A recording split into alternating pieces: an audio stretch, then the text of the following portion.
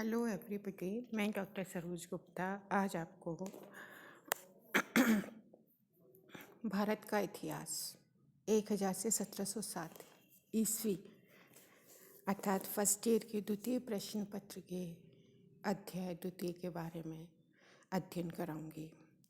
हमारा आज का टॉपिक है गजनवी और गौर वंश एवं उनके आक्रमणों का भारत पर प्रभाव। महमूद गजनवी सुबुक्तगिन का ज्येष्ठ पुत्र था। उसका जन्म 1 नवंबर 971 ईस्वी को हुआ था। अपने पिता की मृत्यु के बाद उसे अपने छोटे भाई इस्माइल से संघर्ष करना पड़ा था। इसमें सफलता प्राप्त कर 999 ईस्वी में वह गजनी का शासक बन गया था। महमूद गजनवी एक अत्यंत महत्वाकांक्षी व्यक्ति था। उसने शीघ्र ही अपनी स्थिति को दृढ़ कर लिया, खलीफा से मान्यता प्राप्त कर ली। उसके दरबारी इतिहासकार उतबी ने तारीख़-ए-यामीनी में लिखा है कि पहले तो सुल्तान ने सिजिस्तान को विजय करने का मानस बनाया था, परंतु बाद में उसने हिंद के विरुद्ध धर्मयुद्ध आरंभ करने का निश्चय किया। 101 ईस्वी से लेकर 1026 ईस्वी तक उसने भारत पर अनेक आक्रमण किए थे। उसके आक्रमणों के कुछ कारण थे, जैसे पहला था खलीफा के निर्देश की पालना करना।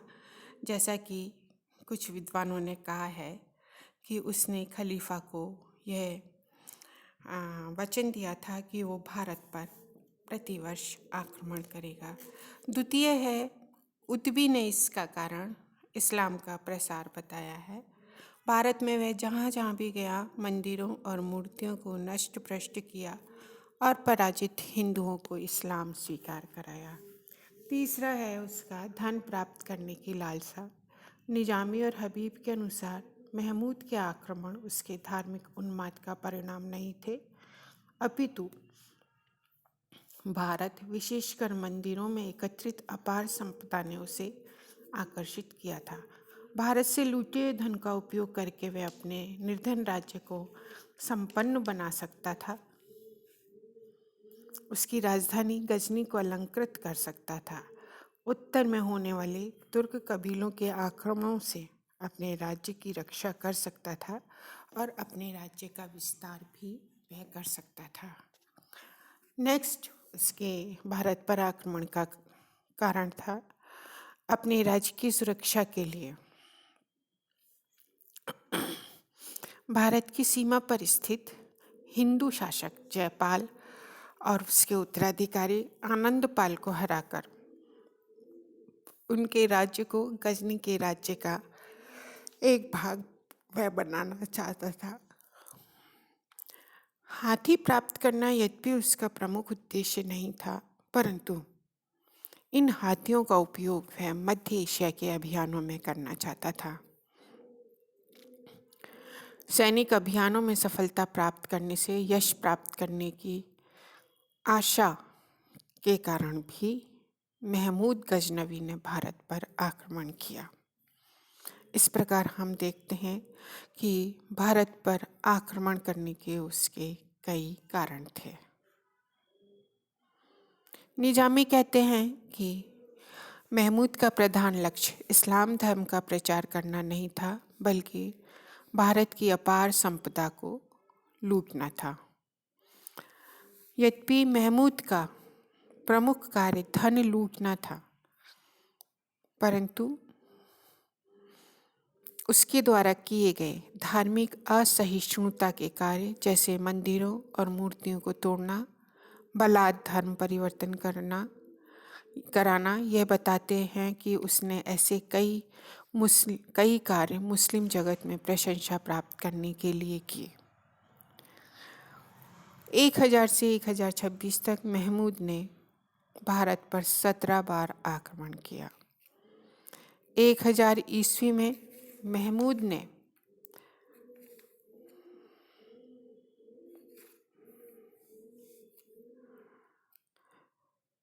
जयपाल से युद्ध की योजना बनाई। और वो पेशावर की ओर बढ़ा।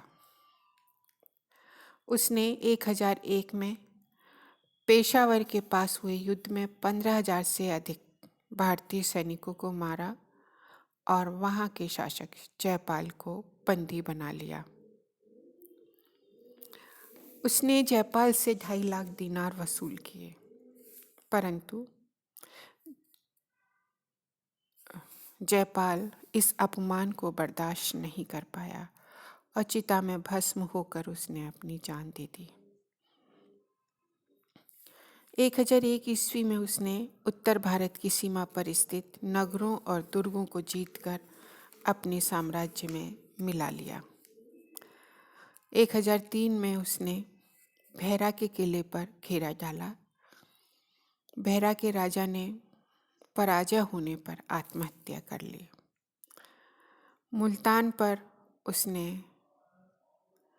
आक्रमण किया और मुल्तान को जीत लिया। सुखपाल या सेवकपाल पर, लाहौर पर तालावाड़ी का युद्ध किया। मुल्तान पर उसने 1005 ईस्वी में पुनः आक्रमण किया। 1012 में उसने थानेश्वर पर हमला कर वहाँ अपना शासन स्थापित किया और 1013 में उसने दोबारा से लाहौर पर आक्रमण किया। 1015 में उसने कश्मीर पर आक्रमण किया, परंतु खराब मौसम के कारण महमूद गजनवी को गजनी वापस लौटना पड़ा। उत्तर प्रदेश के बारान, बुलंदशहर, मथुरा, कन्नौज या प्रश्नी पर भी उसने आक्रमण किया और इन नगरों को उसने खूब लूटा और लूट कर गजनी लौट गया। 1019 में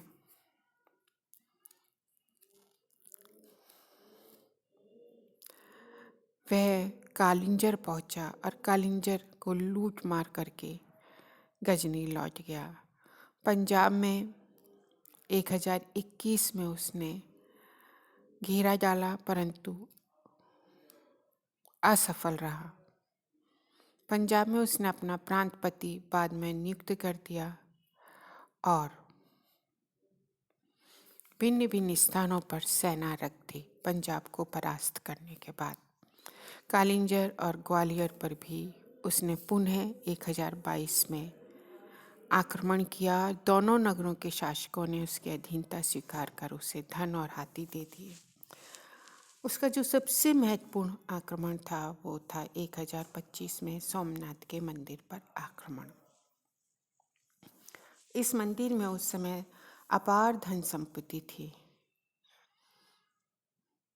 तो इस मंदिर को उसने लूटा और सोमनाथ की मूर्ति को तोड़ दिया। गजनवी ने गजनी लौटते समय अनहिलवाड़ के राजा को हराया और सिंध होते हुए गजनी लौट गया। अंतिम उसका युद्ध पंजाब के जाटों के साथ हुआ, जिसमें 1027 में उसमें सैकड़ों की संख्या में जाटों को कत्ल करवा दिया। महमूद गजनवी के भारत में जो अभियान हुए उसमें उसकी सफलता का मुख्य कारण महमूद का एक सफल सेना नायक होना था। मुस्लिम सैनिकों की सुयोग्यता और उत्साह के कारण भी उसे सफलता मिली। उसकी गुप्तचर व्यवस्था बहुत अच्छी थी और उसने ये देख लिया था कि भारतीयों में एकता की कमी है।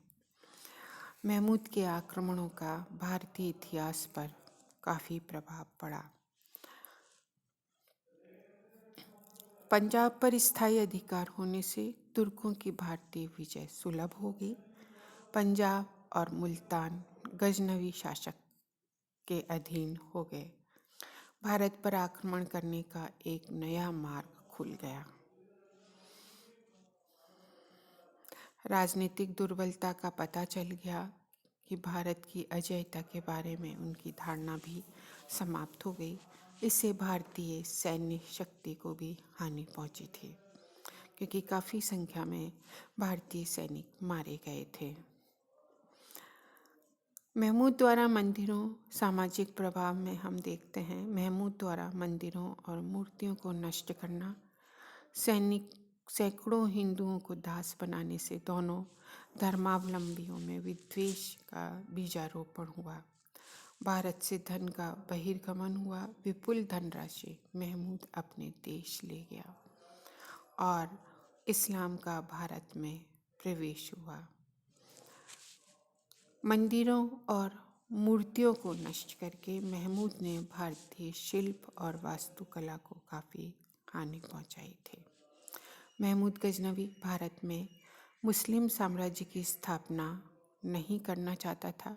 उसने तो सिंध और पंजाब को अपने राज्य में मिलाकर ही संतोष कर लिया था। इसलिए मोहम्मद गोरी की विजयों के समान उसने आक्रमण किए, उनका वो लाभ उससे प्राप्त नहीं हुआ जो भारतीय विजय से एक विजेता को प्राप्त हो सकता था। पर इन सब के बावजूद भी महमूद गजनवी का जब हम आकलन करते हैं तो हम पाते हैं कि वो कुशल सेनानायक था, महान साम्राज्य निर्माता था, स्वेच्छाचारी निरंकुश शासक था, परंतु फिर भी प्रजा के हित का पूरा ध्यान रखता था। वो कला प्रेमी था, विद्वानों का आश्रयदाता था। उदबी ने उसके समय में तारीख़-ए-यामीनी नामक एक ग्रंथ लिखा।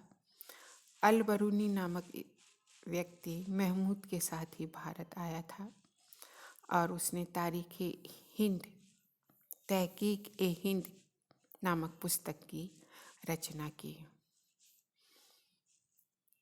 इस्लामी जगत के अनुसार महमूद ने अपने भारतीय अभियानों द्वारा इस्लाम की महान सेवा की।